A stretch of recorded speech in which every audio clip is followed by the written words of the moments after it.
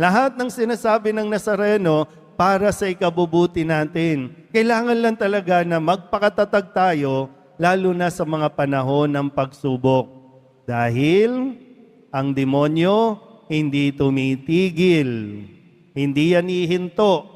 Magbabago lang ang anyo niyan. Magbabago lang ang paraan niyan.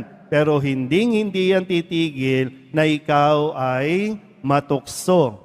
Kung sakaling matukso ka, nandyan pa rin ang Nazareno kung magbabalik loob ka lang.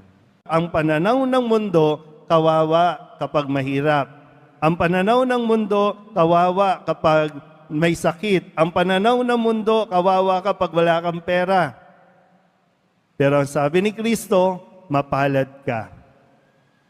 Alin ang paniniwalaan mo sa dalawa? Ngayon, tingnan natin ng mas praktikal. Ang ipagdiwang natin ang kabanalan, ang kabutihan. Sa ilang buwan natin naririnig, marami ng demonyo sa paligid. Marami ang nadedemonyo sa paligid. Bakit ko nasabi yung kaninang, pag sinabi ng mundo, kawawa ka kapag mahirap ka. Kaya tuloy, marami ang nagnanakaw. Ang sabi ng Pong Nazareno, huwag kang magnanakaw. Pero sabi ng mundo, kawawa ka kapag wala kang pera, kaya okay lang yan. Gumawa ka ng mga ghost project.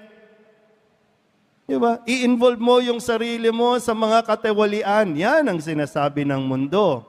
Para ayahay ang buhay mo.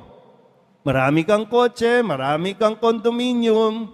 Pero, diba, kalaunan, masaya ba ang buhay ng masyadong maraming pera?